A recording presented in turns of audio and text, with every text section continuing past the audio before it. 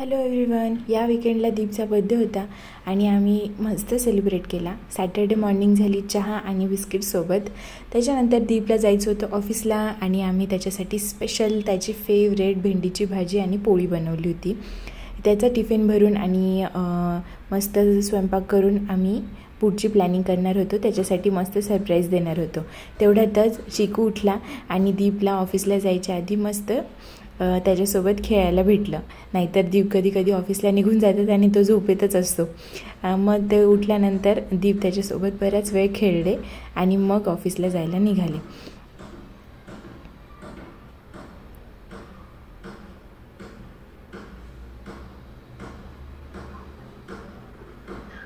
Hello all, today's meeting is being rescheduled tomorrow. So sorry.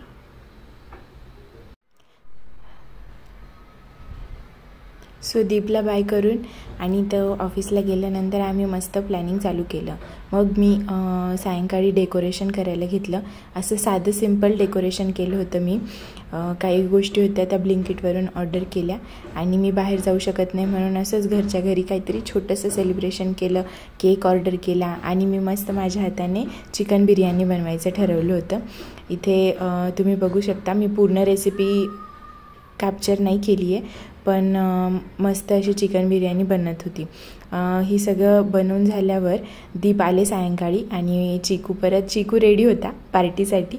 तो मस्त त्याच्या पप्पांसोबत खेळत होता, खूप मज्जा करत होता आणि त्याला हे असं नवीन माइलस्टोन त्याने हे केलं आहे की त्याला हे असं केलं ना खूप आवडतं आणि मस्त खेळतो. केक पण आला होता सायंकाळी 7:30 वाजेपर्यंत आणि आम्ही मस्त सिम्पल डेकोरेशन करून असं केक कट करायचं ठरवलं. इकडे बिर्याणी पण दमला लावायची होती म्हणून मी ती बिर्याणी दमला लावली आणि त्याच्यानंतर आम्ही सेलिब्रेशन स्टार्ट केलं.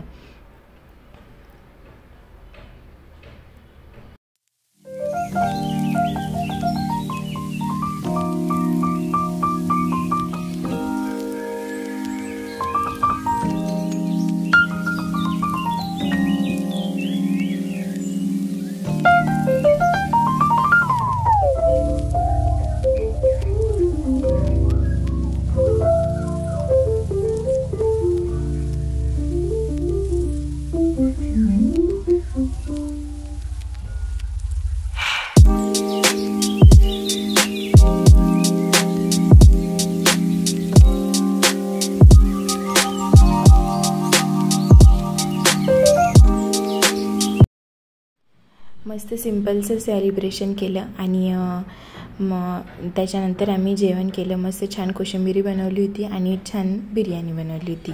त्याच्यानंतर परत त्याचे पप्पा चिकूसोबत खेळायला लागले आणि ते दोघं मस्त खेळत होते. तोपर्यंत आम्ही बाकीचं असं आवरून घेतलं.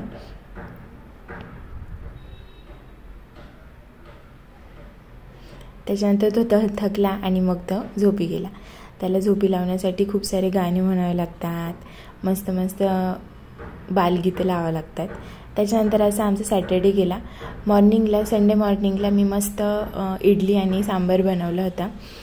त्याचं पण मी सांबारची पूर्ण रेसिपी घेतली नाही आहे. तुम्हाला पाहिजे असेल तर मी रेसिपी परत शेअर करेल.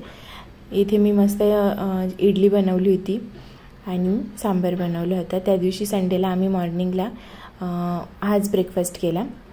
ऑलमोस्ट ब्रंचच होता कारण की आम्ही संडेला उशिरा उठलो होतो.